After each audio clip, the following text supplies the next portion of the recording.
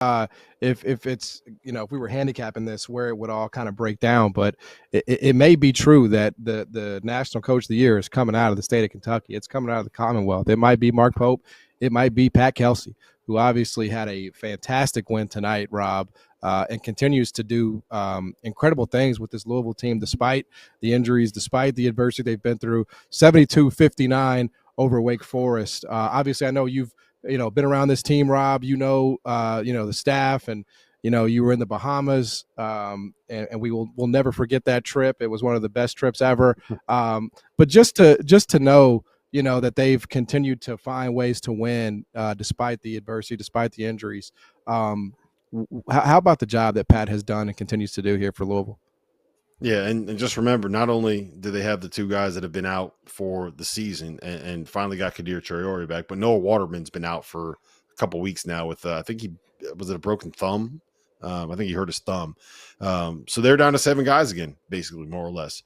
And they figured it out. Honestly, Kenny, look, I think that this was the absolute best case scenario that you can have for a game like this, right?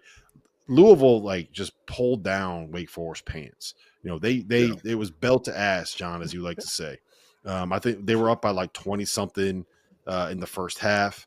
It was clearly over by the time you got to when Hunter Salas was ejected. I think they were down by 29 when that happened. And then I don't think Louisville, they didn't score for the last 6 minutes. It went from being a complete blowout to something that looks like maybe Louisville just kind of ran away with it at the end because of made free throws where they were fouling. So not only did you beat the brakes off this team, Kenny, but you also got some coaching points at the end where you can say, look, you guys can't get too big for your britches. Because that's the one concern I have about Louisville is they're rolling now. The hardest part of the ACC schedule is behind them. So are there bad habits that kind of form? Are there things where you're able to win games without performing at your best? Well, having played for Pat Kelsey, it wouldn't matter if they'd have won this game by 40. He would still have talking points, believe me. But that was pretty crazy because I turned the game off and I think they were winning by 25 or 25. I don't know, 30. It felt like 30. The entire game, it wasn't even fun to watch. I mean, they came out and they just decimated them on offense and defense. They made them look like they aren't even in the same league. I mean, it was, and we can get into all of the stats and everything, but it's this kind of the same thing that I talked about with Pope in Kentucky. And, you're talking about Coach of the Year. It's the same exact thing that Coach Kelsey's done in Louisville. I mean, the dude is never off. And I wish that people could really meet him because when I played for him, he was one of the very few coaches that I ever played for that terrified me. He would get this little fold in his forehead when he would get angry at you. And you were like, oh man, I'm in for it today. But that's just who he is. He's so outspoken and upbeat and he just wants to engage with the fans. And you see all these videos of him, just interacting with fans at red lights, just somebody filming him and he's throwing up, whatever he's doing. And it's just, I'm so happy for him because this is what he deserved. And I think that he worked for a long time to get to this position with what he did in Charleston and then coming to Louisville, kind of falling into that perfect position where the program was starving for a good team. And he's been able to deliver for them. So I'm really happy for him. Yeah, I think that's sort of the big thing for me, being in Memphis. I mean, Memphis and Louisville had so many battles, over the years. And the college basketball has missed a good Louisville team, Rob. I mean, in the Kenny Payne years, we can't forget those soon enough. But it certainly feels like, Louisville is back to being in a good place, which in turn I think is a really good thing for college basketball because that's one of the better brands.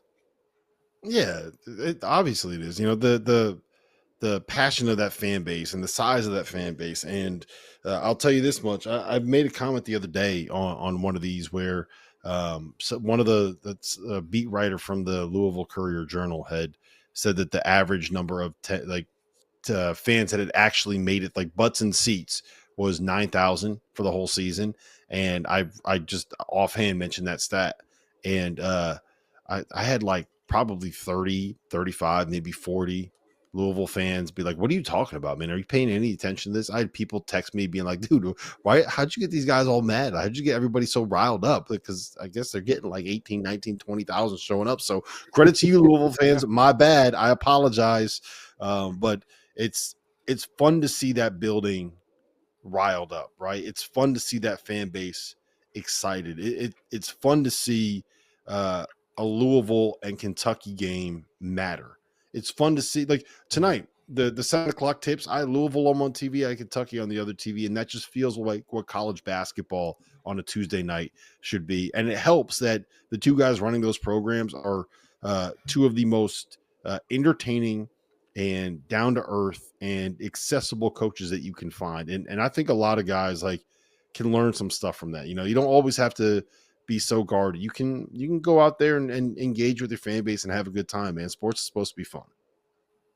Yeah, that's what just as we're talking about, the Kentucky coaches, that's one of the things that I really have found about Mark Pope that I've appreciated is that, he speaks with such candor, whether it's about analytics, whether it's about guys that are injured. It's like, you don't have to hide the ball, right? Like you can speak honestly to your fan base, to the media, and like, you're not hiding, codes here, right? We're just talking about basketball. So especially in this day and age, right? Kenny, like, you gotta, it's NIL, it's like engagement, like this kind of a new era, man. Yeah. Being able to engage with people on social media and really rile up your fan base by, like you're saying, being candid about the things that you're super knowledgeable about. Fans are starving for the littlest bits of information that you can give them about a player or a team or, what this guy's work ethic has been like, how he's been in summer workouts, all of that stuff.